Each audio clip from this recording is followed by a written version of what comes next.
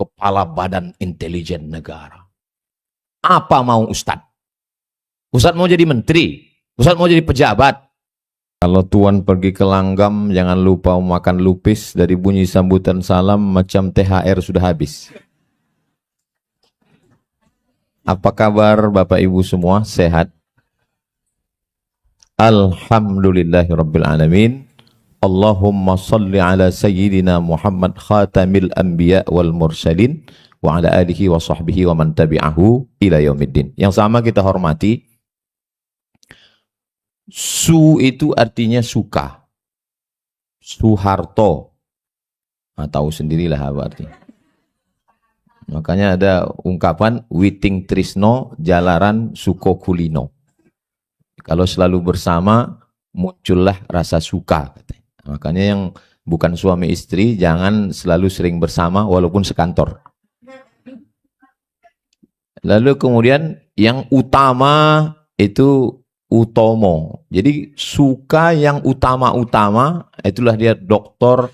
HM Sutomo SHMH. Dan kalau ada orang mengatakan what is in a name?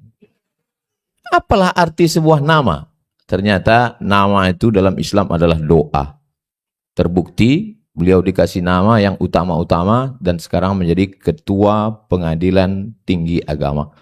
Tahniah, selamat, mudah-mudahan amanah dan menjadi keberkahan insyaallah. Tapi keutamaan ini, pengadilan, hukum, dia mesti ditegakkan tidak bisa hanya dengan rasa. Dia mesti dengan pedang. Pedang itu bahasa Arabnya saif. Saifuddin. Pedangnya agama. Dikawal dia supaya komplit. Bapak Wakil PTA, Bapak Dr. Saifuddin. Mudah-mudahan mereka orang-orang yang dipilih Allah SWT dan dijaga Allah SWT. Hadir juga bersama kita Bapak Ketua PTA pada masanya, Pak Syahril, Bapak Doktorandus Syahril SHMH. Tak saya jelaskan, nanti beliau akan menjelaskan sendiri. Kemudian Pak Marpaung. Jadi ada beberapa marga, Sirait, Sinaga, Marpaung, Matondang, itu 2 cabang. Satu yang dari Toba, satu yang dari Toba mengikuti sungai ke Tanjung Balai Asahan. Makanya tadi beliau menyebut beberapa kali Asahan. Jadi ketika Sultan Iskandar Muda, Raja dari Aceh, mau pergi ke Malaka, beliau naik kapal, naik sampan, naik bahtera, perahu. Sampailah di sebuah tanjung yang ada balai-balainya. Itulah dia kota Tanjung Balai. Menikahlah dia dengan seorang anak raja namanya Siti Ungu Selendang Bulan. Anak dari Raja Kesultanan Pinang Awan. Pinang Awan itu sekarang kota Pinang. Lalu kemudian lahirlah anak laki-laki bernama Abdul Jalil. Itulah Sultan pertama Kerajaan Asahan, yang sekarang menjadi Kabupaten Asahan di Sumatera Utara. Jadi Kabupaten Asahan ini unik. Rajanya Aceh, istri rajanya Melayu Kota Pinang, dari Pinang Awan. Tapi masyarakatnya ada Karo, ada Mandailing, ada Jawa, ada Batak, dan berbahasa Melayu. Kapak bukan sembarang kapak, kapak dipakai membelah kayu, Batak bukan sembarang Batak, Batak pun udah jadi Melayu. Itu unik. Makanya kata beliau tadi waktu menyebut istrinya, ini kalau tak disebut bejayo, Ustaz. Bejayo itu kalau bahasa kampung kami danger. Bebahayo. Kalau tak disebut bahaya kita nanti. Ini perlu saya jelaskan supaya jangan ada dusta di antara kita. Bapak Wakil Ketua PTN, PT, kemudian bapak, ibu-ibu yang mulia, yang tak dapat saya sebutkan satu persatu, yang besar tak dihimbau gelar, yang kecil tak disebut nama, encik-encik, puan-puan, tuan-tuan, jemputan majelis, semua yang hadir ini insya Allah dimuliakan Allah Subhanahu Wa Taala. Yang mengikuti program kita pagi ini melalui online, streaming, juga insya Allah, walaupun melalui online, insya Allah surganya offline. Nah, jangan khawatir masuk surga online pula. Jadi saya diundang dalam acara halal bihalal. Tadi Pak Marpaung menyebutkan acara ini ada dasar hukumnya. Hukum negaranya sudah beliau bacakan. Nah, dalam hukum Islam saya pun perlu juga mencari dasarnya.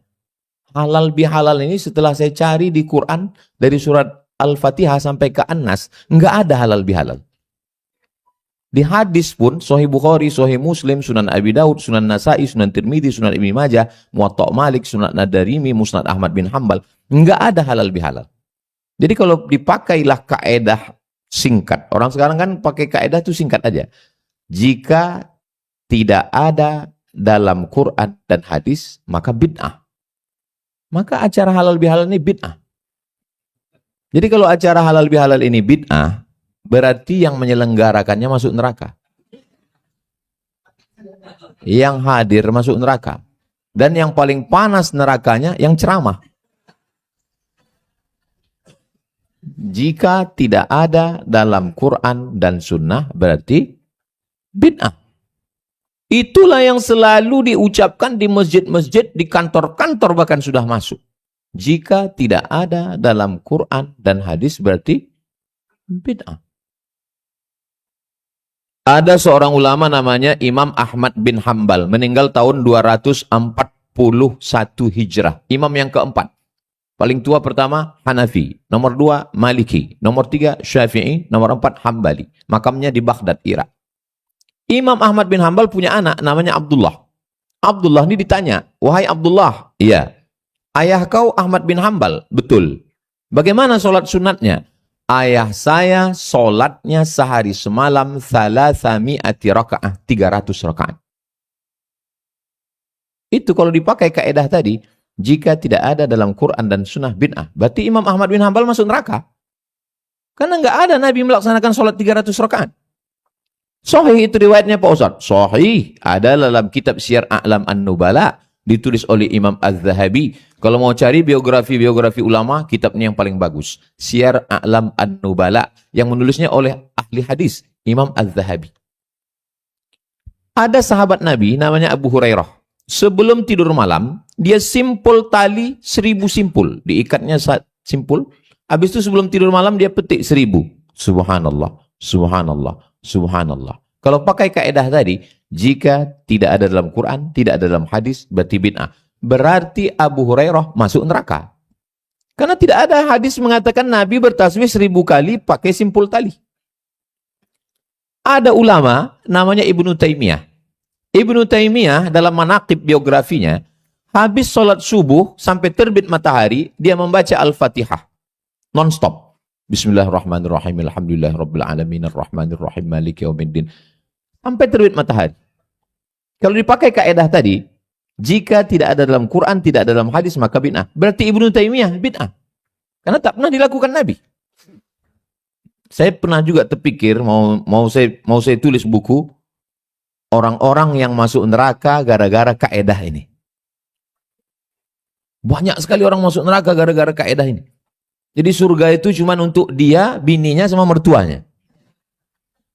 Begitulah luasnya surga, hanya 3 orang aja isinya.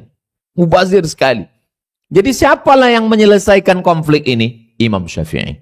Kata Imam Syafi'i, walaupun perbuatan itu tidak ada dalam Quran, tidak ada dalam hadis, tapi perbuatan itu baik dan tidak bertentangan dengan Quran dan hadis, maka perbuatan itu adalah bid'atu huda. Jadi bahasa yang asli dari Imam Syafi'i bukan bid'ah hasanah, bid'atu huda. Baru datang Imam Ibnu Hajar Al-Asqalani pada abad ke-7, abad ke-8, baru dia katakan namanya bid'ah hasanah. Jadi ambil dari hadis Nabi. Hadis Nabi yang mana? Hadis Nabi yang dilanjutkan oleh Abu Bakar Siddiq. Hadis Nabinya sholat tarawih.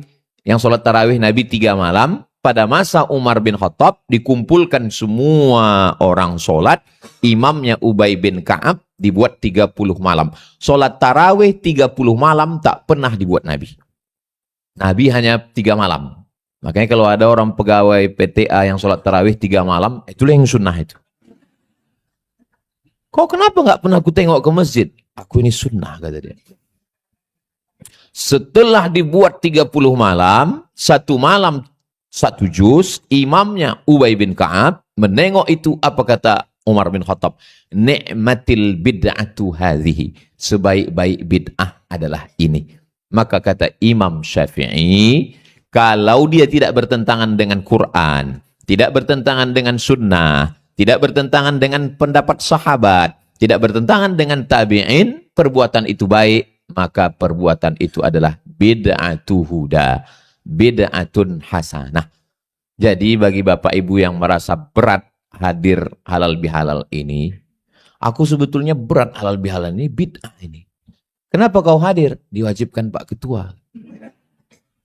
Maka sesungguhnya perbuatan ini tidak bid'ah dhalalah, bukan bid'ah kesesatan. Apa aja isi dari halal bihalal itu, apa isinya? Maka jangan terjebak pada kata. Karena banyak kali kata, saya di Mesir 4 tahun, nggak pernah saya dengar orang Mesir itu bilang halal bihalal. Di Maroko saya 2 tahun, nggak pernah saya dengar orang Maroko bilang halal bihalal. Di Sudan pun nggak ada halal bihalal. Inilah bahasa Arab yang orang Arab pun tak tahu. Halalun bihalal, katanya. Sama macam orang Tanjung Bali pergi umroh. Datang orang Arab nanya, kaif halak? Kata, halak hita, kata dia. Tulu halak, kata. Jadi halal bihalal itu murni bahasa Indonesia yang diarab-arabkan. Halal. Apa arti kata halal itu? Rabbish rahli sadri wa yassirli amri. Wahlul. Wahlul itulah asal kata halal. Wahlul artinya lepaskanlah tali yang mengikat lidahku. Karena kalau lidah terikat, susah kita bercakap. Kenapa saya di PTA ini kalau ceramah, lepas lidah saya? Tak terikat lidah saya. Ya karena memang orangnya orang-orang yang berintegritas. Yang bebas dari korupsi. Saya tengok macam ragu-ragu mau tepuk tangan.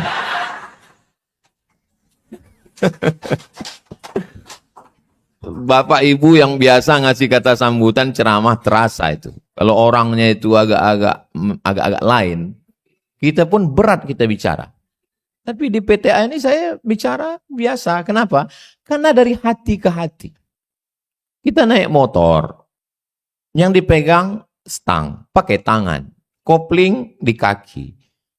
Tapi rambu-rambu lalu lintas yang ditulis oleh Polda di pinggir jalan, hati-hati. Kenapa tak kaki-kaki? Kenapa tak tangan-tangan? Kenapa tak mata-mata? Karena mata, telinga, tangan, kaki, dan hati semuanya diperintahkan oleh hati. Itu makanya di sini saya lihat judulnya di belakang, sucikan hati. Sucikan hati. Dan alhamdulillah saya sudah keliling rumah sakit di Pekanbaru ini menjenguk jamaah. Belum ada lagi yang tertulis di situ spesialis penyakit hati. Karena kalau yang di tengah ini hati, liver namanya. Makanya orang sakit hati disebut sakit liver.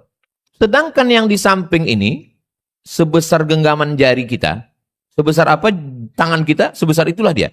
Itu namanya jantung. Jadi sebetulnya yang dimaksudkan sucikan hati ini, hati liver atau jantung. Akhirnya berkelahi. Yang satu mengatakan kolbu itu jantung. Yang satu mengatakan kolbu itu hati. Supaya mereka tak berkelahi, kita damaikan jantung hati. Nah karena ibu waktu bilang ke bapak, apa kata dia? Kaulah jantung hatiku, kata dia. Kenapa begitu kata dia? Karena kalau tak begitu bejayo. Gitu. Nah, jadi kenapa hati? Orang Arab tidak menyebutnya hati. Orang Arab menyebutnya qalb. Makanya kalau ada orang yang mengatakan, mari kita jaga kalbu kita. Kalbu itu anjing. Kalbu. Makanya bahasa Arab ini hati-hati. Hati-hati. Karena kalau bahaya dia sampai ke hati. Beda sama qalbu dengan kalbu. Kalau kalbu itu dog. Kalau qalbu, qalbi, my heart. Hati saya. Makanya jangan hanya open house, tapi juga open heart. Buka pintu dan buka hati. Nah, hati inilah yang sekarang sedang dibersihkan. Makanya selalu dipancing dengan pantun itu untuk melihat. Kalau saya lihat dari senyuman dan tatapan jamaah ini semuanya orang-orang yang hatinya bersih. Tidak punya masalah dan tak punya utang. Kan? Lepas. Orang kalau ada utang nggak bisa begini ketawanya. Tertahan. Tertahan. Ini saya tengok lepas. Mudah-mudahan yang ada utangnya cepat lunas insya Allah. Wah, banyak juga ternyata.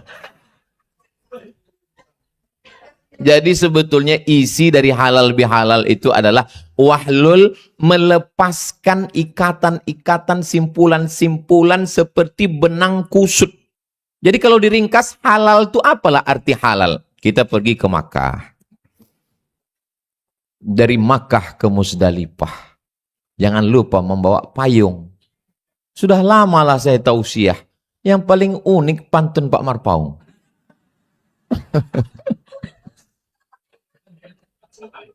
Sampai kita di Makkah, kita kan mau beli jilbab. Nah, pas beli jilbab, kita kasih uang kita 15 rial.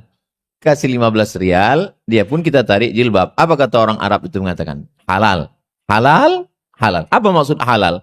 Duit kau ku ambil, jilbabku kau ambil, dan kita sudah tidak ada lagi ikatan-ikatan. Sudah plong kalau bahasa Gen Z-nya.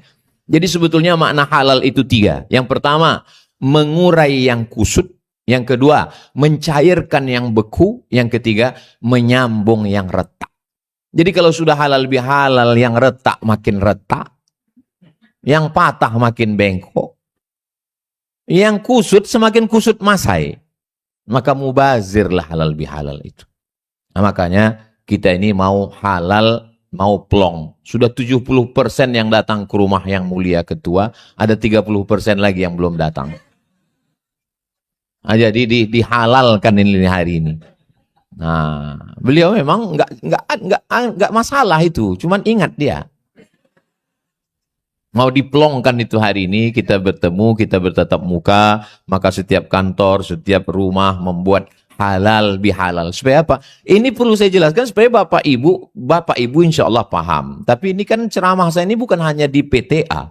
Ceramah saya ini nanti akan ditonton oleh semua orang karena ini diupload di channel Pengadilan Tinggi Agama Pekanbaru. Jangan lupa subscribe, like, share, and comment. Supaya yang nonton itu jangan hanya berita rujuk, talak, li'an, zihar aja yang dia tahu. Supaya jangan sampai anaknya bertanya, Mama. Iya, Mama dari acara apa tadi? Halal bihalal. Apa artinya halal bihalal? Usah kau banyak tanya itu Yahudi Bani Israel. Udah dijelaskan Ustadz Somad itu di channel Pengadilan Tinggi Agama Pekanbaru. Apa? Mama nggak ingat lagi, kau tonton aja lah sendiri, kata dia. Jadi dengan adanya halal bihalal ini kita plongkan hati kita. Kenapa? Karena kalau kita simpan, mohon maaf, handphone Anda tidak bisa mengirim WA. Kemarin malam, WA saya nggak bisa ngirim. Katanya mesti dikosongkan beberapa file. Lalu saya minta, tunjukkan mana file yang paling penuh. Penuh. 4 giga. Kepada mertua. Mertua ini saya jauh di Jombang, Jawa Timur sana. Kami pulang setahun sekali Idul Fitri. Jadi tiap hari saya kirim gambar cucunya, gambar pengajian. Rupanya penuh sampai 4 giga. Saya delete. Begitulah kalau kita terlalu banyak menyimpan file di kepala kita karena dendam dan sakit hati, akhirnya error dia. Menggumpal menjadi jantung koroner, diabetes meletus, asam lambung, asam urat, asam podeh, asam baung. Makanya jangan disimpan. Saya alhamdulillah wa syukrulillah, segala yang menyakitkan hati saya tak pernah saya simpan, lepas, plong, hilang. Tapi ingat, bukan saya berusaha mengingat. Ketika terjadi peristiwa itu sekian-sekian lama, akhirnya saya ingat lagi. Bukan saya mengingatkan. Memori itu berulang. Macam kita diingatkan. Kadang kita kan udah lupa. Banyak lupa. Termasuklah baru begitu menonton tadi baru saya sadar. Oh, rupanya semua ceramahku di Pengadilan Tinggi ini ada rekamannya.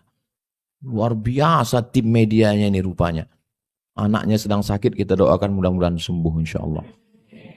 Dan katanya tim-tim media mau mengambil foto. Soto bukan sembarang soto, soto dimakan di tengah laut, foto bukan sembarang foto, setelah foto cepat diupload. Nah, Ibu yang dimuliakan Allah. Jadi banyak hal yang kita rasa, saya dulu pertama kemari di zaman Pak Alimin. Hah? Mahidin. Yang dari Aceh. Habis itu Pak Alimin. Habis itu terakhir Pak Harun almarhum. Terakhir ketemu dengan Pak Harun, saya tausiah di An-Nur. Nampak saya beliau di bawah. Maksud saya, habis tausiah nanti baru saya salami beliau. Setelah tausiah, banyak orang datang salaman, saya cari beliau sudah tak ada. Habis itu dapat kabar beliau meninggal. Itu makanya kalau kita mau silaturahim, jangan tunda-tunda. Karena saya sudah merasakan menyesalnya. Menyesal saya, andailah saya datangi beliau waktu itu. Tapi menyesal. Makanya 30% tadi, datanglah kalian. Bapak Ibu yang dimuliakan Allah Subhanahu wa Ta'ala. Dia kalau masuk ke hati kita itu payah melupakannya.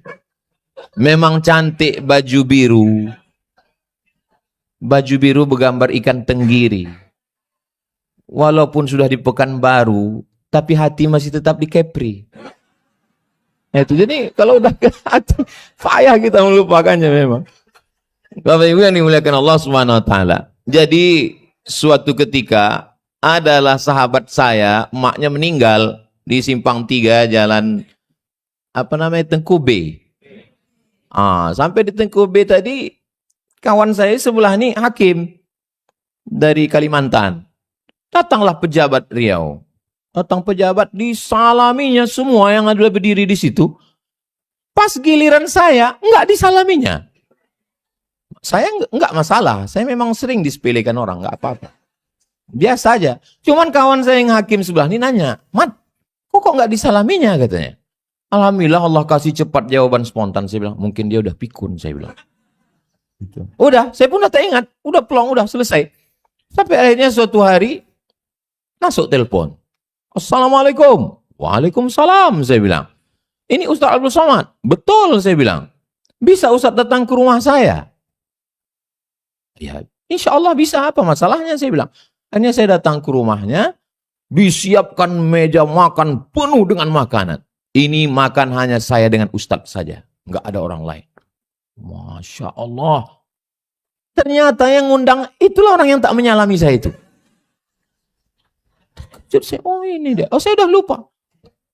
Habis itu kami pun makan selesai. Saya udah mulai curiga juga. Karena kata pepatah orang Melayu, no free lunch. Tidak ada makan siang yang gratis. Ini pasti ada apa-apanya ini. Pas setelah salaman, sebentar Ustaz, jangan pulang dulu. Saya ke kamar, kata dia. Masuk dia ke kamar, dibawanya tas. Rupanya stiker, minta kampanye kan. Kartu nama sama stiker. Tolong Ustaz bawa nanti kalau ceramah ya katanya. Maka sejak itu saya hati-hati betul kalau diundang. Jadi orang-orang yang menyepelekan kita itu kalau kita pikirkan capek kita. Tapi kalau kita lepaskan, Allah memberikan balasan yang unpredictable. Terpikirkan sama kita balasan itu yang diberikan Allah Subhanahu wa Ta'ala. Saya sudah mengalami itu Bapak Ibu. Ini di Jalan Sudirman ini ada tempat ikan bakar paling enak. Langganan saya di sebelah situ. Lagi makan situ. Pulang ceramah makan saya. Tiba-tiba masuk mobil mewah dengan pengawal-pengawal. Minggir semua, minggir. Minggirlah saya. Minggir, udah nggak enak lagi makan kan? Saya pun pulang. Saya pun udah nggak ingat lagi.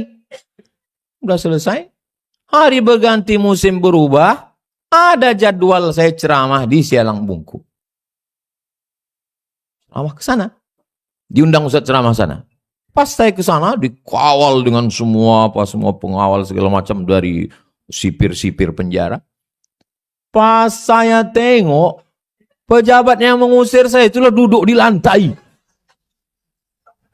Duduk di lantai nggak pakai karpet.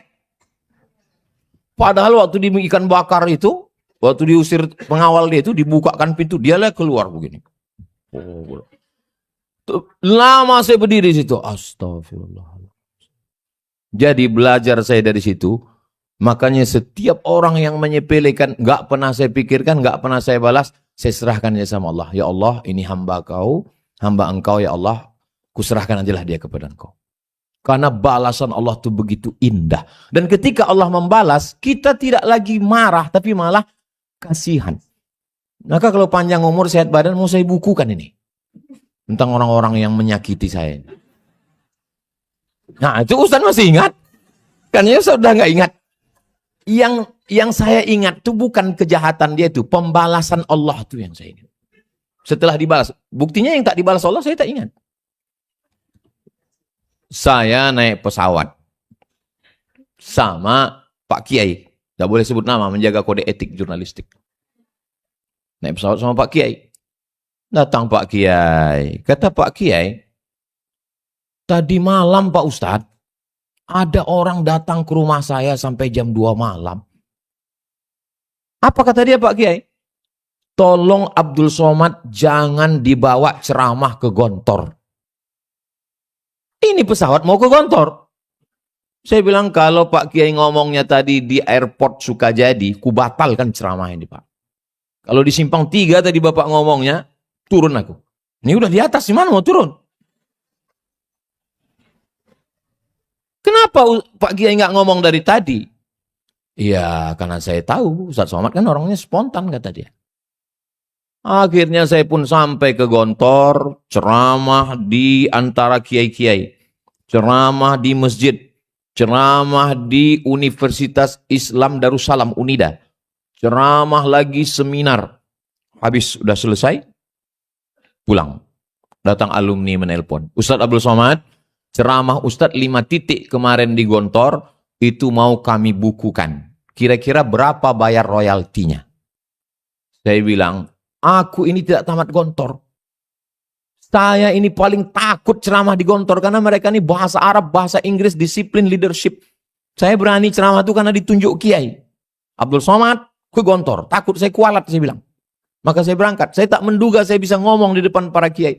Maka semua hasil ceramah saya itu bukukanlah, serahkan semuanya ke Badan Wakaf untuk kemaslahatan santri. Saya nggak ngambil seperak pun, saya bilang. Saking kan bahagianya saya bisa ke sana. Karena memang cita-cita saya dari kecil, tapi karena saya orang kampung, tak tahu saya cara untuk sampai ke Gontor, saya bilang.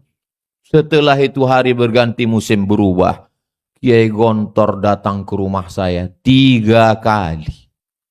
Kiai Gontor itu duduk di samping saya, karena ayah saya sudah meninggal, mak saya sudah meninggal. Saya ini anak yatim piatu Bapak Ibu. Siapa yang mau bersedekah, kasih saya. Kiai Gontor lah yang duduk di samping saya, mewakili orang tua saya sebagai orang tua di pelaminan. Dan dialah yang menjadi saksi pernikahan dan mendoakan saya. Di situ saya, ya Allah. Padahal orang menghalang saya untuk ke Gontor, tapi dibalas Allah dengan balasan yang tak terpikirkan oleh kepala saya. Jadi, kadang orang ini banyak, Tuhan itu pula diajarinya untuk membalas. Ya Tuhan, sakit kali hatiku sama dia. Tolong matikan dia. Kalau bisa jangan langsung mati, stroke agak 3 bulan. Kenapa kau ajari Tuhan? Serahkan aja sama Allah. Saya sudah mempraktekkannya. Nggak usah dipikirkan, serahkan pada Allah. Ibu pun kalau sakit hati sama suami, begitu juga. Ya Allah, ini hambamu, milikmu, ambil dia ya Allah. Bukan ibu-ibu yang di sini, kalau yang di sini. Tapi ibu yang dimuliakan Allah Subhanahu wa Ta'ala. Saya mau S3. Permohonan cuti S3. Letakkan map. Saya tanya, Nuriman? Iya. Tolong kau intip-intip map izinku kemarin sudah di mana daftar antrinya? Masih di bawah Bang. Udah sebulan. Sebulan map permohonan cuti itu di bawah. Coba kirimkan fotonya. Segini tinggi mapnya. Wah, panjang lagi nih saya bilang. Dah, habis itu bulan berikutnya saya datang. tolonglah Pak Rektor, izinkanlah saya mau ngambil S3 ini. Iya, insya Allah, insya Allah, insya Allah. Sebulan lagi menunggu. Nggak dapat, saya juga izin. Kalau gitu nggak bisa lah S3 ini. Karena saya udah dikasih tahu di kantor biro, Ustadz Somad hanya bisa PNS golongan 3D. Kalau mau 4A, mesti doktor. Padahal kepala saya ini walaupun belum doktor, kan udah doktor waktu itu. Sombong juga Ustadz. Nggak bisa kalau nggak doktor. Ya kita daftar. Kita daftar, tapi nggak dikasih izin cuti. Gawat kita nanti. Bisa korupsi kan kalau nggak izin cuti ngambil gaji. Nah, sementara kita mau ceramah di tempat orang yang wilayah bebas korupsi. Mana berani kita ke PTA ini? Jadi akhirnya 2 bulan saya menunggu. Akhirnya setelah 2 bulan saya menunggu, datang saya jam 7 malam menunggu. 8, 9, 10 duduk di atas semen, nggak pakai alas. Duduklah saya situ nunggu. Di depan saya kebetulan ada orang Jambi. Saya tanya, kalian dari mana? Kami dari Jambi Pak Ustadz. Udah berapa lama nunggu? Dari jam 3 tadi. Oh, ada yang lebih parah dari aku rupanya. Kenapa kalian nggak nanya dulu dia pulang jam berapa? Disuruhnya kami datang jam 3 Pak Ustadz. 3, 4, 5, 6, 7, 8, 9, 10. Mereka 6 jam, saya 3 jam. Akhirnya pulanglah yang mulia tadi. Salaminya saya suruhnya masuk. Abdul Somad, masuk. Masuk saya ke dalam. Masuk saya ke dalam, bertiga. Saya, beliau, ada 1 orang. Diciumnya tangan orang ini. Mak, tinggi ilmu kawan ini. Tapi saya tengok bajunya nggak baju ulama. Oh, mungkin keluarganya. Rupanya Bapak tuh memperkenalkan diri. Saya adalah Jenderal Bintang 2 Kabinda. Kepala Badan Intelijen Negara. Apa mau Ustadz? Ustadz mau jadi menteri? Ustadz mau jadi pejabat? Saya ini lama di Eropa. Menyaksikan manusia ditembak, diperkosa, dicincang-cincang. Saya sudah masuk ke penyembuhan itu. Karena dia trauma perang. Pahamnya saya, maksud cakap dia itu dia mau ngancam saya. Dipikirnya saya takut. Mana pula kita takut? Saya bilang, saya nih Pak, dalam perut emak saya sudah mati. Kata dokter, ini anak ibu sudah mati. Dibelah, perut ini mesti dibelah. Datang Syekh Abdurrahman, diajarkannya zikir. Idh qalat imra'atu Imrana rabbi inni nadhartu laka ma fi batni muharraran fataqabbal minni innaka antas samiul alim. Falamma wada'atha qalat rabbi inni wada'tuha unsa wallahu a'lamu ma wada'at wa laysa dzakaruka unsa wa inni sammaituha Maryama wa inni u'idzuha bika wa dzurriyyataha minasyaitonir rajim. Fataqabbalaha rabbuha biqabulin hasanin wa anbataha nabatan hasanan fakaffalaha Zakaria. Kullama dakhala 'alaiha Zakaria al-mihrab wajada 'indaha rizqan qala ya Maryamu anna laki hadha qalat wa min indillah. Innallaha yarzuqu man yasha'u bighairi hisab. Tarik napas panjang-panjang, masuk ke dalam. Jadi saya kalau cerita mati, aku ini udah mati dulu Pak. Nggak takut aku sama mati itu. Akhirnya ditandatangilah. Abdul Somad, kamu diberi izin untuk S3. Intinya jangan macam-macam. Udah, saya pun tak ingat. Karena banyak jadwal ceramah ke sana kemari. Akhirnya saya baca berita. Tertangkap korupsi 42 miliar. Itulah yang memaksa saya itu. Masuk. Saya tanya, tim, penjara mana? Saya bilang. Jalan Bungkuk katanya. Oke lah. Bilang sama ketua lapas, Abdul Somad mau khutbah di sana. Khutbah saya di sana. Dari mulai pintu penjara itu menyambut saya sampai ke tempat imam. Saya khotib dan saya imam. Yang petentang-petentang mengejek saya itu tunduk di bawah. Disitulah saya merasa saya paling hebat betul waktu itu. Tak terpikirkan di kepala saya balasan yang akan diberikan Allah Subhanahu wa ta'ala. Maka sesakit apapun Bapak, sesakit apapun Ibu, serahkan pada Allah Subhanahu wa ta'ala. La haula wa la quwata illa billah. Kira-kira kalau ada di antara orang yang menyakiti ibu, bisa ibu amalkan yang saya sampaikan hari ini? Saya aja nggak bisa.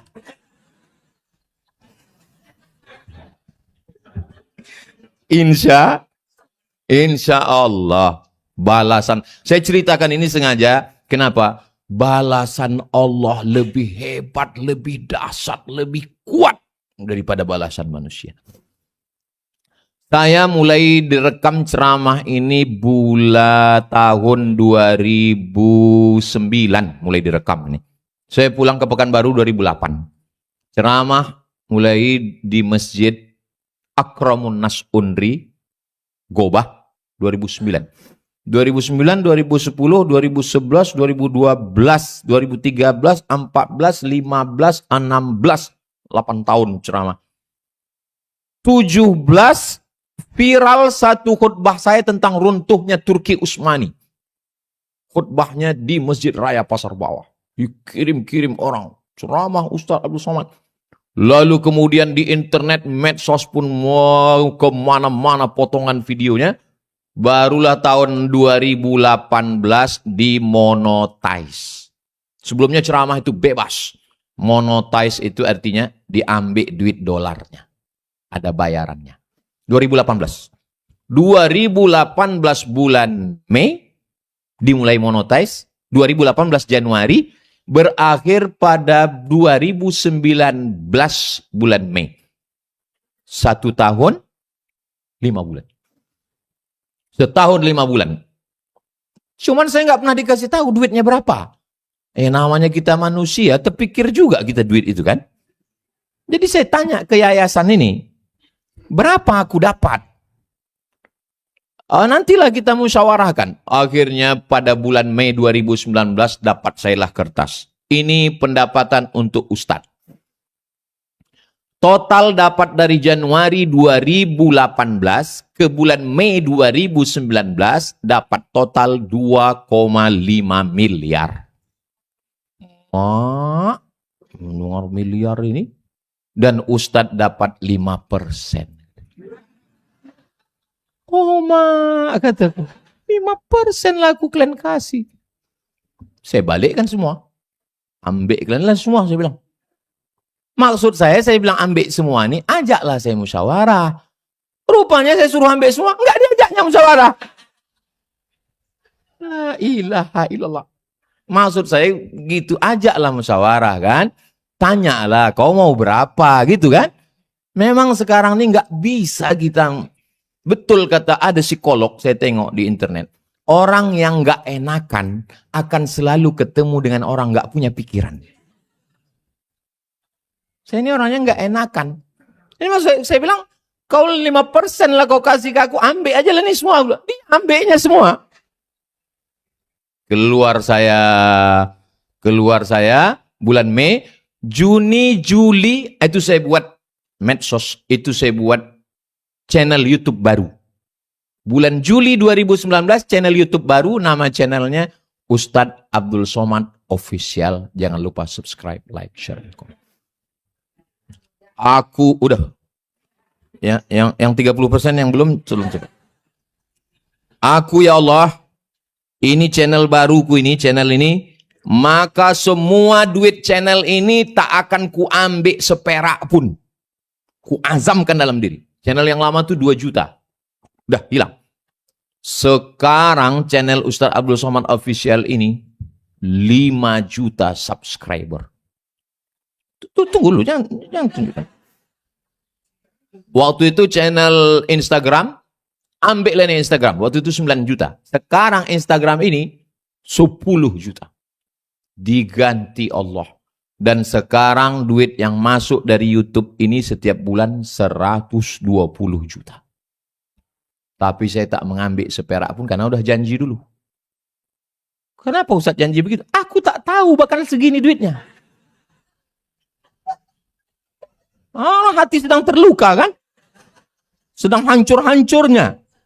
Ya Allah, ini channel baru, kata tim IT, tim media. Kami kalau ngulang dari nol nggak sanggup Pak Ustaz. Memang yang sanggup ngulang dari nol itu cuma Pertamina.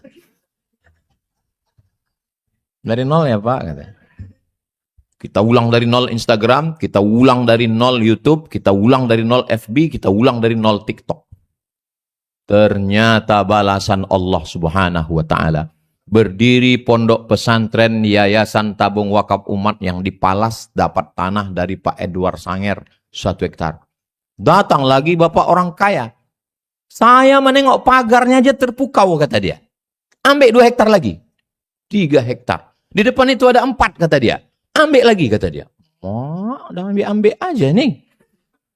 Habis itu kami buat pula Mahat Az-Zahra di Rimbo Panjang. Sekarang santrinya 590 orang. Dari mulai TK, SD, SMP, SMA. Balasan Allah tak terpikirkan oleh saya. Pondok baru, tanah baru, rumah baru, bini baru. Dibalaskan Allah Subhanahu wa ta'ala. Ibu jangan sakit hati. Ya. Ini sekedar mau, saya tahu dari senyuman mereka, mereka ini setia. Memang beda-beda sedikit antara setia dengan takut itu. Jadi balasan Allah itu tidak terpikir. Sejak itu saya tak mau lagi sakit hati sama orang. Karena semakin disakiti, semakin harum semerbak. Semakin dipotong, semakin tumbuh. Semakin dibakar, semakin menyala abangku. Apa dia? Sudah gaharu cendana pula, sudah tahu bertanya pula. Pohon gaharu lah yang semakin dipotong, semakin tumbuh, dan semakin dibakar, semakin harum mewangi. Saya tidak pakai ayat Quran, pakai hadis. Nanti kalau saya ceritakan tentang Nabi, orang, alah itu kan Nabi. Ini true story, kisah nyata. Berbagai kesakitan-kesakitan hidup itu dibalaskan Allah dengan pembalasan yang luar biasa. Tapi itu semua bisa saya ngomongkan setelah lewat. Pas sebelum lewat, sakitnya ya Allah. Di balik hati yang hancur. Memang terkadang Allah membuat kita patah hati dengan dunia ini. Bahkan dari keluarga terdekat kita dibuat Allah kita hancur berkeping. Supaya apa? Supaya kita hanya bergantung kepada Dia. Jangan bergantung kepada kawan-kawan berubah menjadi lawan. Jangan bergantung kepada pokok kayu akan tumbang. Jangan bergantung kepada harta akan binasa. Jangan bergantung kepada kuasa, karena akan datang KPK.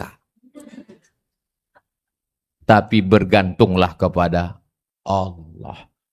Pas saya bilang Allah tuh langsung diambil foto oleh Pak. Bapak Ibu yang dimuliakan Allah Subhanahu wa taala. Jadi yang pertama adalah sucikan hati. Hati ini dulu. Saya mau masuk ke airport, tiba-tiba berbunyi pintu detektor itu. Tet. Bapak ikat pinggangnya. Aku memang nggak pernah pakai ikat pinggang. Saya nggak pernah pakai ikat pinggang. Jam tangannya Pak, jam sudah kubuka saya bilang. Rupanya topi saya itu ada pinnya, ada besinya.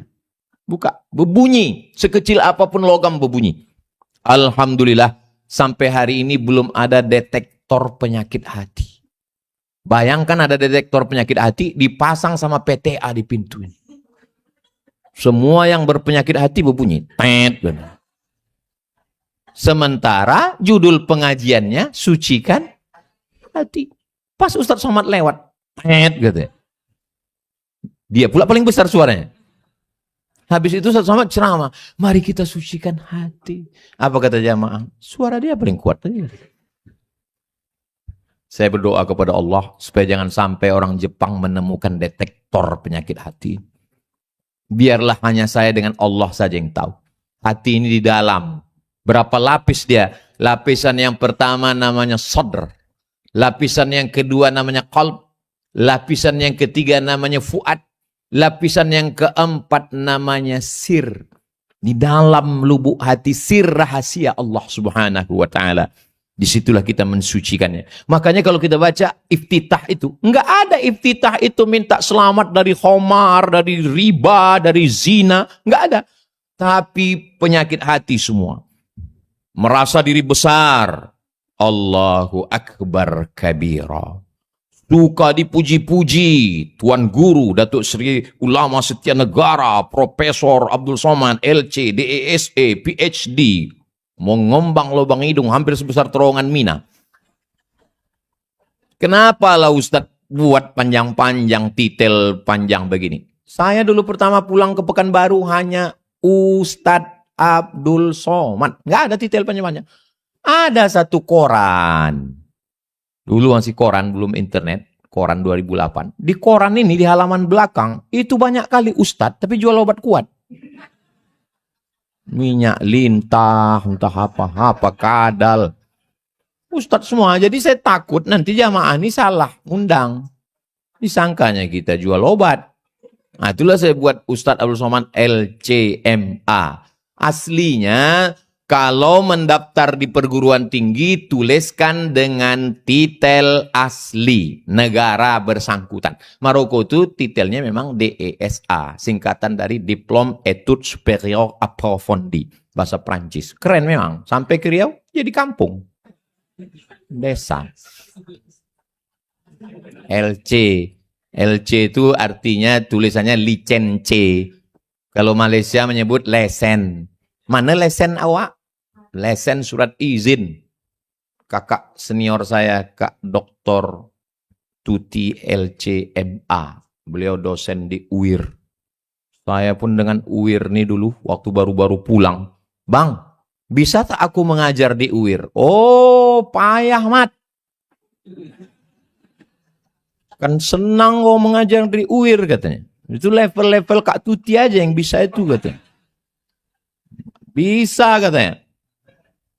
Saya dapat pengajian kultum zuhur di Masjid Al-Munawwarah. 6 bulan saya di situ. Karena abang ini nengok saya baru pulang. Tengoknya nggak pandai ini ceramah katanya kan. Dikasihnya buku, kau bacakan aja buku ini. Judul bukunya Min Rawa'i' Hadaratina, ditulis oleh Profesor Dr. Syekh Mustafa As-Sibai. Saya bacakanlah itu. Habis, saya berharap habis itu diundang jadi dosen. La salam wala kalam. Udah habis itu saya pun tak ingat, lupa. Saya memang cepat melupakan sesuatu. Ini kok Ustaz masih ingat? Saya ingat balasan Allah. Tahun kemarin datang Pak Rektor, Wakil Rektor, Direktur Pasca Sarjana ke rumah. Apa maksud nih Pak Rektor? Kami meminta Ustadz menjadi dosen pasca sarjana di tempat. Baru saya ingat yang lalu itu. Oh, begitu balasan Allah ternyata. 10 jari kuangkat Pak, 11 dengan kepala. Bukan aku tak hormat, tak takzim. UIR lah tempat aku pertama kali ceramah Pak. Masjid Al-Munawwarah itulah tempat paling berkenan Pak. Tapi saya di Pekanbaru hanya 3 hari. Selasa, Rabu, Kamis. Selasa saya ngurus pondok, Rabu nerima tamu, Kamis saya sama keluarga. Kalau diambil juga lagi mengajar, bejayo aku nanti Pak. Nah, saya pun udah lama nggak mendengar bejayo ini. Baru di PTA inilah terulang memori lagi. Jadi Pak, saya datang ke UIR kuliah umum saja setiap awal semester. Oh, begitulah Pak Ustadz. Akhirnya saya bisa datang menemui senior saya. Bapak Ibu yang dimuliakan Allah, hati. Membersihkan hati. Kalau hati sudah bersih, barulah kita bisa berintegritas. Insya Allah kalau hati bersih, berintegritas. Setelah berintegritas, barulah kita bisa memberikan pelayanan. Karena kita ini pelayanan. Digaji dari APBN. Kalau pegawai Pemko curang, dia hanya di akhirat minta izin kepada 1.200.000 penduduk Pekanbaru. Penduduk Pekanbaru ini 1.200.000 kalau siang, kalau malam 1 juta. Karena orang Rimbo Panjang balik. Dia hanya minta izin kepada penduduk karena yang bayar pajak 1.200.000. Kalau ada pegawai Pemprov yang macam-macam, dia hanya perlu minta izin, minta maaf kepada 6,7 juta penduduk Pekanbaru. Penduduk Pekanbaru 6,7 juta. Tapi kalau pegawai, nggak enak pula kita nyebut, nggak usah lah, yang lain lah. Yang vertikal, maka dia minta maafnya bukan ke penduduk kota, bukan ke provinsi, tapi kepada 285 juta penduduk Negara Kesatuan Republik Indonesia. Tapi jangan gara-gara ini semua pegawai minta resign. Saya kadang kalau udah habis ceramah tuh banyak itu. polisi, tentara, ASN datang. Ustaz Somad, ya. Saya setelah mendengar ceramah Ustaz tadi, saya mau resign. Terus kau mau kemana? Ya kalau resign langsung mati. Kalau nggak mati, aku mau keluar Pak Ustaz. Banyak sekali kemungkaran di kantor kami Pak Ustaz. Kami acaranya cuma 3 hari, tapi tanda tangannya seminggu. Kami naik pesawatnya singa yang bisa terbang.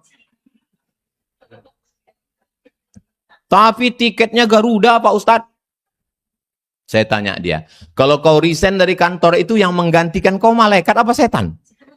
Lebih setan dari aku lagi Pak Ustaz. Kalau 3 hari, kau hitung layaknya gaji yang halal 3 hari itu berapa? Ambil 3 hari. Yang 4 hari, simpan. Kalau tiketmu tiket singa terbang, kira-kira berapa yang diambil pindah ke Garuda? Ambil yang halal, kasih anak bini. Alhamdulillah Pak Ustadz, memang selama ini yang saya ambil yang halal-halal aja. Yang haram saya bawa ke diskotik, saya dugem. Yang halal aja kau kasih ke anak bini, adapun yang haram kau masukkan ke dompet, kau masukkan ke tas, boleh untuk pembangunan posyandu, WC, boleh untuk masolih ammah. Kalau membawakannya ke pondok pesantren, ke kiai, ke habib, ke tuan guru, serahkan aja. Jangan pula sebutkan, mohon maaf tuan guru, ini ada beberapa duit haram yang mau kuserahkan ini.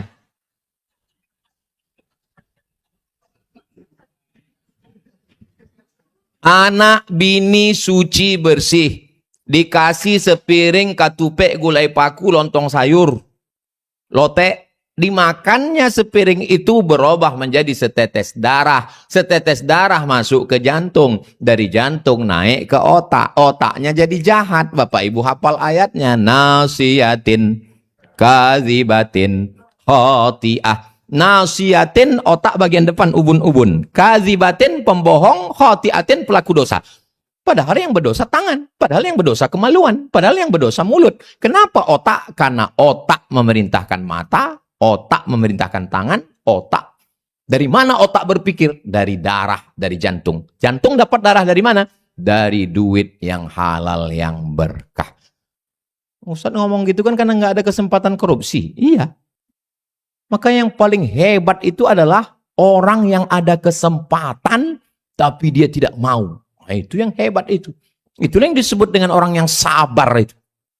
Kalau ada seorang suami pulang, dan cerita ke istrinya, Mama, tadi datang orang membawa duit 1 koper untuk meloloskan ini, tapi saya nggak mau. Apa kata istrinya? Kau memang bodoh.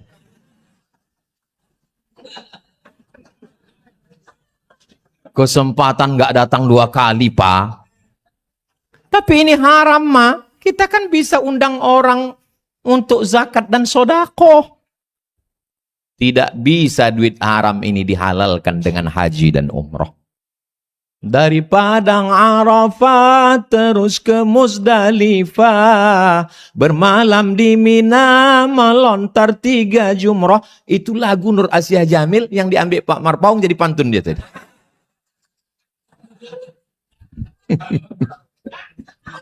Bapak Ibu yang dimuliakan Allah.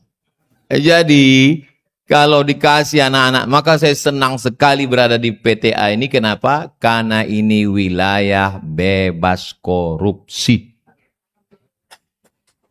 Saya, Pak Ibu, kalau di tempat itu duit haram, makanya sepanjang jalan Sudirman ini, dulu saya diundang sama bank-bank itu. Semua bank-bank konvensional itu ngundang semua jalan Sudirman. Sekarang nggak ada lagi.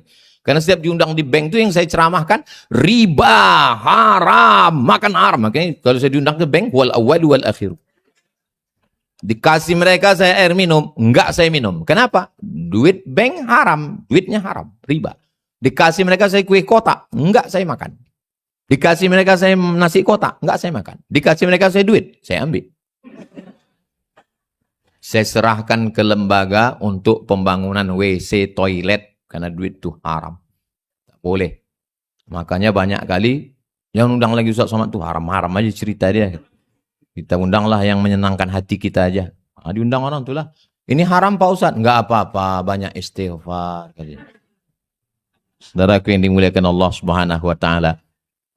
Bapak Ibu yang dimuliakan Allah Subhanahu wa taala, Tadi saya rencananya ceramahnya 45 menit, tanya jawab 15 menit.